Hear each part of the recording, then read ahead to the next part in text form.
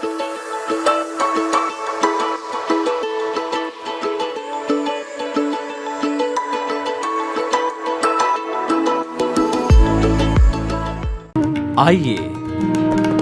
सुनिए, देखिए, समझिए सनातन सत्य। जैसी दृष्टि वैसी सृष्टि, दृष्टि विज्ञान। कुदरत, कुदरती रचना एवं कुदरत के कानून से शाश्वत सुख की प्राप्ति। जोधपुर के परम पूज्य महात्मा उपासक प्रोफेसर डॉक्टर सोहन राज तातेड़ के निर्देशन में सनातन सत्य। जैसी दृष्टि वैसी सृष्टि, दृष्टि विज्ञान।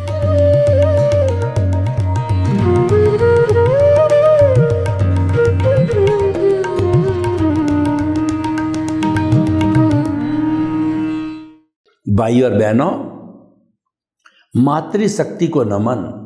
आज का हमारा अति उत्तम विषय कारण कार्य की व्याख्या।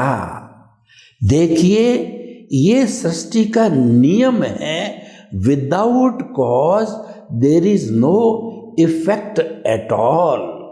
कारण के बिना कार्य नहीं होता है, कारण होगा तभी कार्य होगा।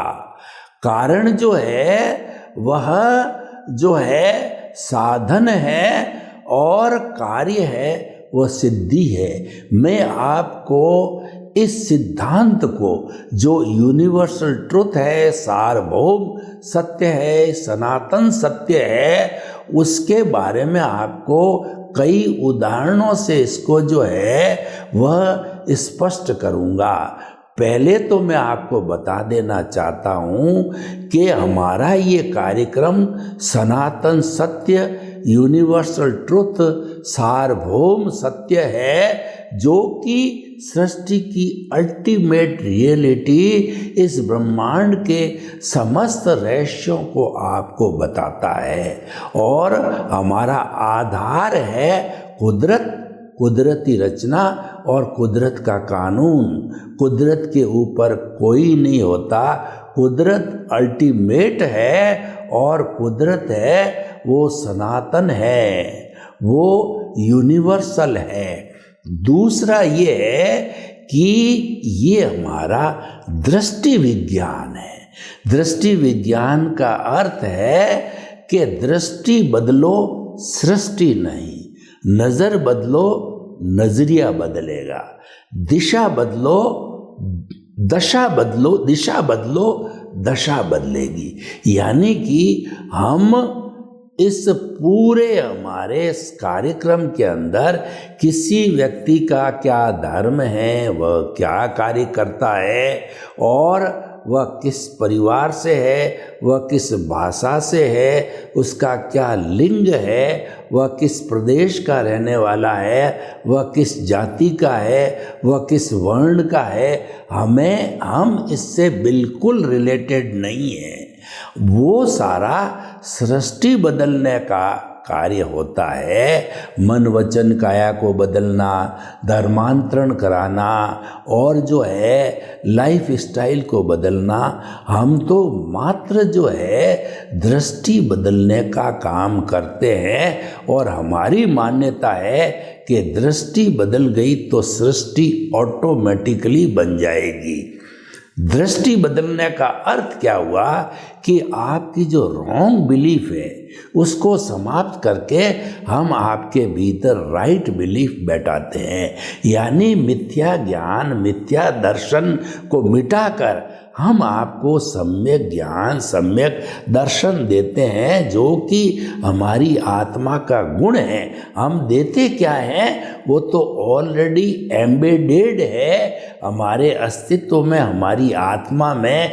क्योंकि अगर हमारा अस्तित्व आत्मा है तभी हम बोल रहे हैं, प्रणाम कर रहे हैं, हाथ हिला रहे हैं, आंखें टिमटिमा रहे हैं, और हमारा अस्तित्व यानी आत्मा नहीं है, तो हम मुर्दे हैं, राम नाम सत होकर के हमको तुरंत जो है शमशान में जला दिया जाता, हर व्यक्ति को जला दिया जाता है, चाहे राजा हो चाहे रंक हो, कोई भी इससे इसका अपवाद नहीं है।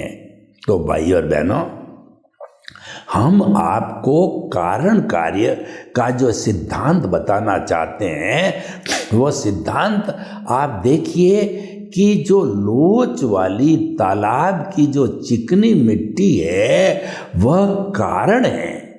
उस चिकनी मिट्टी की सहायता से जो कुम्हार है, उसका चौक है, उसका डंडा है, वो चाहे जैसा आकार बना देता है, छोटा बनाओ, बड़ा बनाओ, सुराही बनाओ, मटकी बनाओ, घड़ा बनाओ, कुछ भी बनाया जा सकता है, क्योंकि वो कारण है। चिकनी मिट्टी बालू रेत से नहीं बनता है, वह उसका कारण है, और घड़ा है वह कार्य है। उसी तरीके से पढ़ाई करना कारण है। जिस विषय की पढ़ाई की जाती है उसका विद्वान, इंजीनियर, चार्टर्ड अकाउंटेंट, वकील, जो भी आपकी पढ़ाई है वह बनना कार्य है। और दुकान लगाना कारण है, लखपति बनना कार्य है, सगाई करना कारण है, और बच्चे पैदा होना कार्य है। आप किसी भी चीज में देख लीजिए, सृष्टि का नियम सनातन है, और कारण बीज कारण है, वृक्ष कार्य है, फोड़ा कारण है, और बीमारी होना कार्य है। बिना कारण के कोई भी कार्य नहीं हो सकता। मैं आपको जो प्रवचन दे रहा हूं ये कारण है, और इससे आपकी रॉन्ग बिलीफ समाप्त होना यह कार्य है। तो इस तरीके से अब आपके समझ में आया होगा कि कारण के बिना कार्य नहीं होता है, कारण होना बहुत ज़रूरी है। तो अब आइए हम चलते हैं, अपने विषय की बात करते हैं कि सनातन सत्य से हम, सनातन सत्य कारण है, हम आपको क्या देना चाहते हैं, वो कार्य है कि आपके शाश्वत सुख की नींव लग जावे। शाश्वत सुख की हम नींव क्यों लगाना चाहते हैं कि हम सुबह से शाम, जीवन से मृत्यु, भव भवांतर से सुख दुख के पलड़े में झूलते आए हैं। हम इतने बोर हो गए हैं, इतने मायूस हो गए हैं कि हमको तो परमानेंट सुख मिले, और परमानेंट सुख मिलने का अर्थ है कि शाश्वत सुख को प्राप्त करना। शाश्वत सुख इसी जन्म के अंदर हम नहीं दे सकते, और शाश्वत सुख की हमारे पूरे भारत क्षेत्र के अंदर शाश्वत सुख अभी खुला हुआ भी नहीं है। जिसको मुक्ति कहते हैं वह तो सिमंदर स्वामी के चरणों में, महाविदय में ही खुली हुई है। वहाँ जाके आप शाश्वत सुख को प्राप्त कर सकते हो, लेकिन वैसी योग्यता होना जरूरी है। तो हम ये मान के चलें कि शाश्वत सुख की नींव लग जावे। तो ये तो हो गया कार्य, और कारण है हमारा सनातन सत्य है। तो हम उसकी जो है अब डिटेलिंग में जाते हैं कि किस तरीके से हमारी कुदरती रचना और कुदरत का कानून हमारे पे लागू होता है, और कारण कार्य का सिद्धांत जो है कैसे हमारे पे काम करता है। देखिए, सबसे पहले कुदरत है। 6 द्रव्यों के समवाय को कुदरत, ब्रह्मांड, संसार, ईश्वर, पृथ्वी, जगत, लोक कहते हैं। और केवल जहाँ 6 द्रव्य होते हैं वहीं जीवन होता है, नहीं तो वह स्थिति जड़ की होती है। जैसे कि इस लोक के बाहर है वो सारा अलोक है, अलोक में जीवन नहीं है, क्योंकि वहाँ मात्र एक आकाश द्रव्य है। लोग अभी चंद्रमा पर गए हैं, उन्होंने संभावना व्यक्त की है कि वहाँ ऑक्सीजन इत्यादि है, वहाँ जीवन की संभावना है, अभी जीवन मिला नहीं है। मंगल ग्रह में भी ऐसी संभावना बनाई जाती है, लेकिन वहाँ व्यक्ति जीवित नहीं रह सकता, जीवित प्राणी अभी संभावना मात्र है। तो जीवन केवल हमारी पृथ्वी पर ही है, तो उसको हम कुदरत कहते हैं। छह द्रव्य है, वो है एक तो चेतन तत्व, दूसरा है जड़ तत्व, तीसरा गति सहायक, चौथा स्थिति सहायक, पांचवा समय और छठा आकाश। तो ये हमारी कुदरत है, और इस कुदरत के अंदर 84 लाख जीवा योनि के प्राणी जो बर्थ प्लेसेज हैं, जन्म लेने के प्लेसेज हैं, लेकिन जीवित प्राणियों की संख्या असंख्य अनंत है।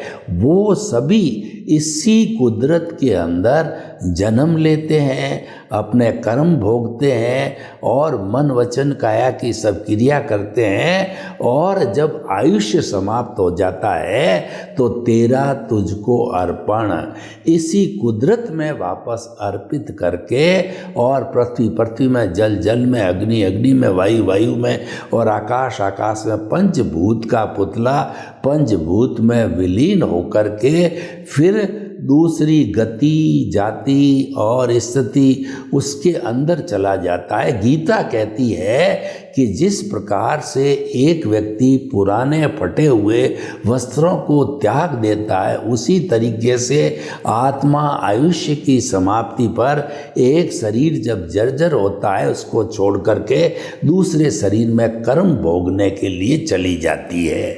तो देखिए ये हुआ, तो ये हो गया कुदरत।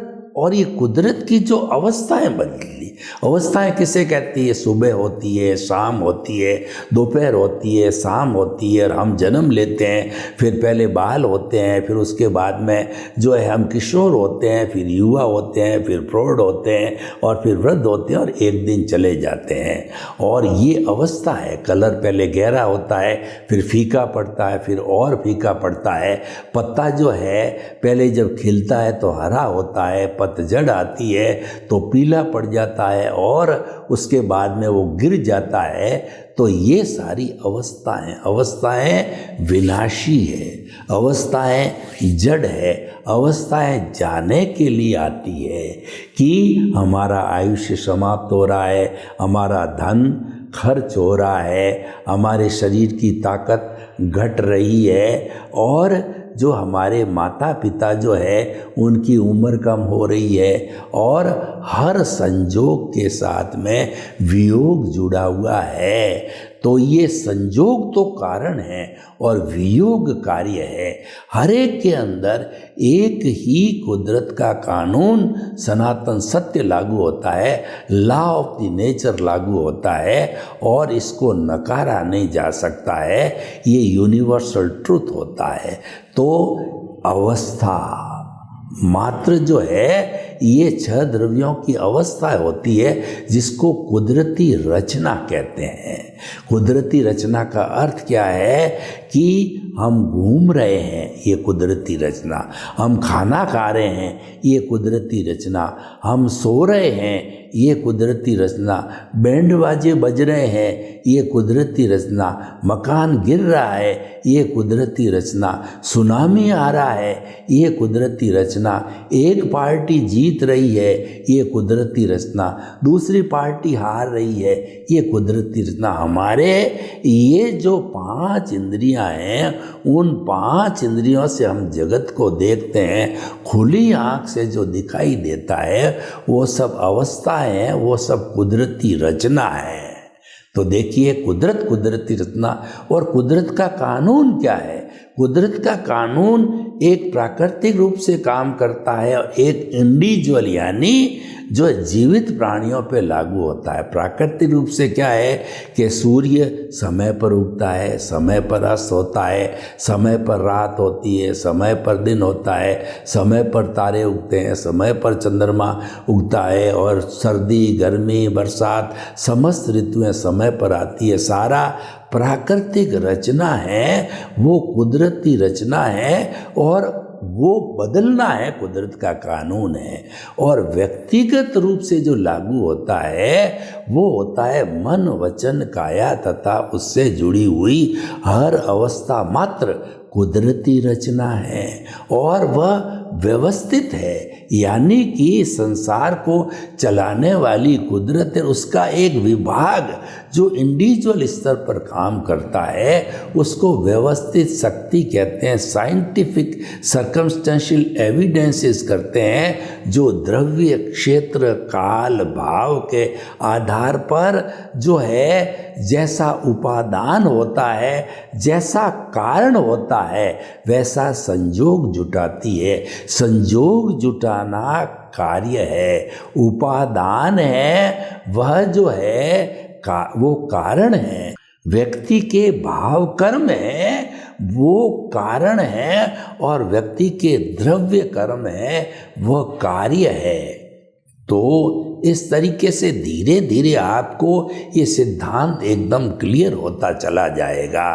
तो वह जो संयोग जुटाती है वो हमारा उदय और प्रारब्ध के अनुरूप जुटाती है, हमारे उपादान के अनुरूप जुटाती है। एक नंबर बात।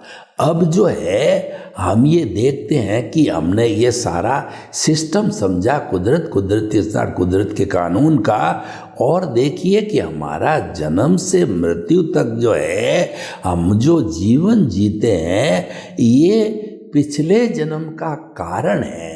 वो पिछले जन्म का कारण यानी पिछले जन्म की स्क्रिप्ट है, पिछले जन्म की फिल्म है, पिछले जन्म की मन वचन काया की बैटरियाँ जो हमने चार्ज की थी और जो हमने भाव कर्म डाले थे, कॉजल बॉडी डाली थी। कॉजल बॉडी को हम जो है वो कॉज कहते हैं और इस जन्म में उस कॉज की वजह से ये हमको जो है कॉजल बॉडी ने ग्रॉस बॉडी हमको ये स्थूल शरीर जन्म दिया जो कि पिछले जन्म के कर्म के भुगतान के लिए है।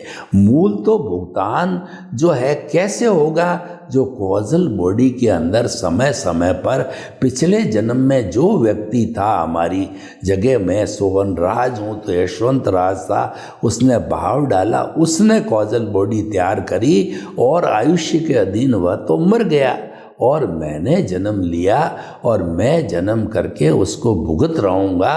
वो उसको कार्य कहलाएगा, वह इफेक्ट कहलाएगा। और कॉज था यशवंत राज जिसने की कॉजल बॉडी बनाई, और जो हमारी कुदरत है वो सहयोगी बनती है क्योंकि उसकी ड्यूटी है संयोग जुटाना, समस्त प्राणियों का पालन पोषण संयोग कर्मों का भुगतान कराना है, वह कुदरत के अधीन है। तो कुदरत का जो कारण हो गया और कर्मों का भुगतान होना वह कार्य हो गया, और उपादान है किसी व्यक्ति का वह कारण है, और उदय और प्रारब्ध है वो कार्य है।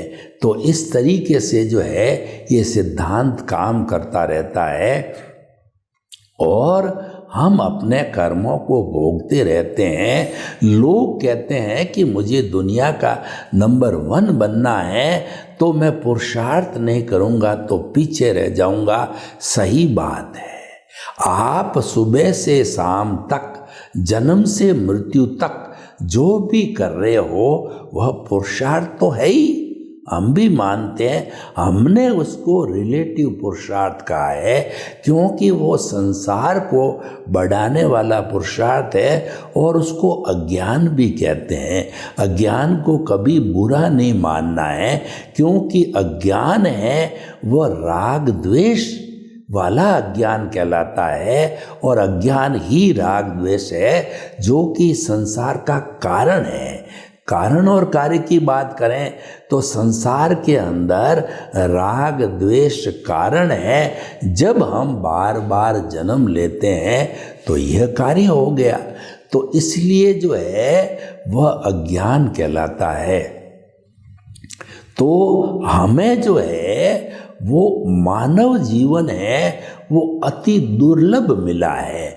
इस मानव जीवन का सदुपयोग करने का अर्थ ये है कि कारण से जो कार्य का कन्वर्शन हो वह बहुत सूझबूझ के साथ में होना चाहिए। ये जो है इसका मकसद है। तो आप देखिए कि अगर हमारे पिछले जन्म के अंदर हमारे शाश्वत सुख की नींव लगाने का अगर कार्य लिखा हुआ है, उसमें कारण एम्बेडेड है, अगर कारण उसके भीतर है, तो इस जन्म के अंदर कुदरत हमारे को जो है सद्गुरु से मिला देगी, ज्ञानी पुरुष से मिला देगी। क्योंकि हमारा जो है कार्य रूप में भला होना है, एनलाइटनमेंट होना है, हमारा अज्ञान ज्ञान बनना है, वो हमारे उसके अंदर जो है वो स्क्रिप्ट के अंदर लिखा हुआ है। तो ज्ञानी पुरुष जो है हमको जिस समय जो है वो कारण कार्य बनने का समय आता है, यानी हमारा उदय प्रारब्ध आता है, हमारा पुण्योदय होता है, भाग्योदय होता है, ज्ञानी पुरुष मिलता है, तो ज्ञानी पुरुष का भी पुण्योदय है कि उसको ऐसा व्यक्ति मिलता है कि जिसको वो सम्यक दर्शन देता है। तो दोनों का भाग्योदय, दोनों एक दूसरे के लिए निमित्त जो है वो इकट्ठे होकर के और आपको जो है वो ज्ञान दिया जाता है। ज्ञान से हम अज्ञान को समाप्त कर सकते हैं और ज्ञान को विज्ञान बना करके हम मुक्ति में जा सकते हैं। अज्ञान कारण है, ज्ञान है वो कार्य है। ज्ञान कारण है और विज्ञान है वो हमारा कार्य है। विज्ञान का मतलब धीरे धीरे कुछ भवों में ये जो सारा हमारा अज्ञान संपूर्ण समाप्त, क्योंकि जो दुख का कारण है ये अज्ञान ही है। जो शरीर और आत्मा को जोड़े हुए हैं वह अज्ञान ही है, वह फेविकोल की तरह है। अगर अज्ञान समाप्त हो गया तो ये हमारा जड़ पदार्थ जो चतुस्पर्शी कर्म शरीर है, यह तो प्रकृति से आया था, कुदरत से, और कुदरत के अंदर वापस चला जाएगा। और मुक्त आत्मा जो कि जो अपने वह जो है शाश्वत सुख को प्राप्त हो जाएगी। बॉन्डेड से वो शुद्ध आत्मा बन जाएगी। आई माइनस अज्ञान is equal to pure soul, I plus अज्ञान is equal to bonded soul.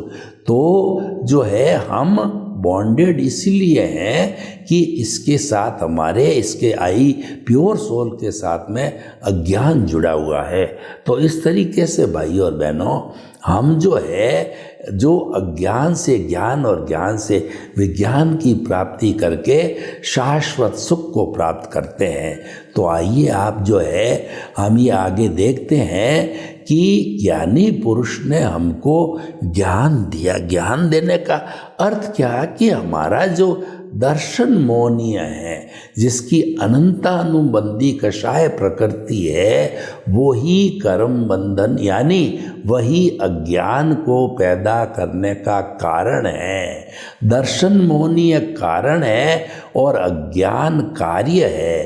तो उस कारण को जो है वो मिटाता है। हमारा जो ज्ञानी पुरुष या सद्गुरु है वो डायग्नोसिस करता है और कारण को मिटाता है। अनंतानुबंधी कषाय को वो अपनी जो अतिशय और अपनी कृपा से, हमारे भाग्योदय से और संजोग मिलने से उसको जो है वो भस्मीभूत करता है।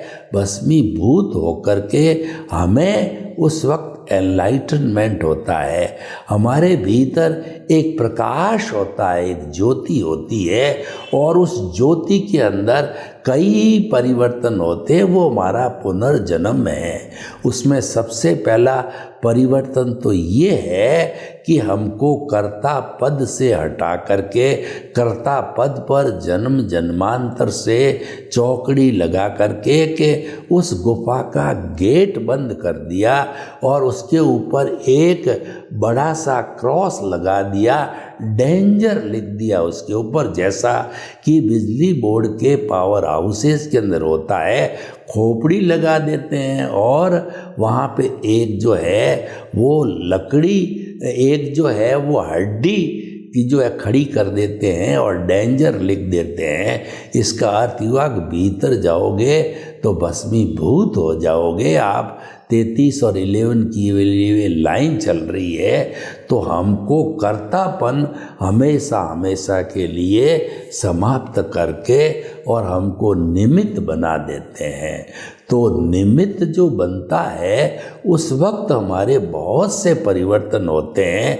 हमारी सीट जो है, जो स्वार्थ की चेतना से परार्थ की चेतना में आ जाती है, यानी बहिरात्मा से हम अंतरात्मा पद जो पे आ जाते हैं और वहाँ पे हमको उद्देश्य दिखाया जाता है, हमको लक्ष्य दिखाया जाता है परमात्मा बनने का, यानी शाश्वत सुख की जो है नींव लगाकर उसको प्राप्त करने का। तो इस तरीके से पूरा सिस्टम बन गया कि बहिरात्मा, अंतरात्मा और परमात्मा, ये पूरा सिस्टम हो गया। हम अंतरात्मा पद पर जो आ गए तो प्रज्ञा जागृत हो गई, एनलाइटनमेंट हो गया, यानी हमारी मूल आत्मा है वो आत्मा अक्रिया होती, वो कुछ नहीं करती है। हमारे को जो एनलाइटनमेंट होता है तब उस हमारी मूल आत्मा से एक भाव सत्ता प्रज्ञा के रूप में निकलती है। वह प्रज्ञा मोक्ष की प्रतिनिधि होती है, वो हमेशा हमें मोक्ष की ओर खींच के ले जाती है। और क्योंकि हमने अज्ञा को त्याग दिया, अज्ञा होता है देहाध्यास, अज्ञा होता है संसार, और संसार का जो कारण है वो कारण है हमारा कर्ता भाव, वो भस्मीभूत हो गया। लेकिन अभी पुराने समय का कचरा कहिए, कॉजल बॉडी कहिए, कार्बन शरीर कहिए, वो बर्फ़ की शिला की तरह का पिघलता रहता है, जिसको हम डिस्चार्ज कहते हैं। और प्रतिष्ठित आत्मा जो है वो डिस्चार्ज कराती रहती है। डिस्चार्ज मैकेनिकल मोड से चलता है, ऑटो मोड से चलता है, क्योंकि ये जो है ये सारा कुदरत के अधीन होता है। कुदरत इसकी क्रिएटर, ऑपरेटर और डिस्ट्रॉयर होती है, और वो स्ने जो है इसकी सफाई करती रहती है, ताकि कि जब अज्ञान संपूर्ण रूप से समाप्त हो जाता है तो हमारी प्रतिष्ठित आत्मा समाप्त, हमारा मन समाप्त, हमारा अज्ञान समाप्त, और हम अपने मूल अस्तित्व को चले जाते हैं, जो कि हमारा लक्ष्य है। सर्वे भवन्तु सुखिनः, सर्वे सन्तु निरामया। लोक के जीवों को सुख मिले, शांति मिले, आनंद मिले, प्रेम मिले, सौहार्द मिले, और सभी हम हिल मिल करके और जो है स्वर्ग को धरा पर उतार लाएं। आपके प्रति मंगल भाव।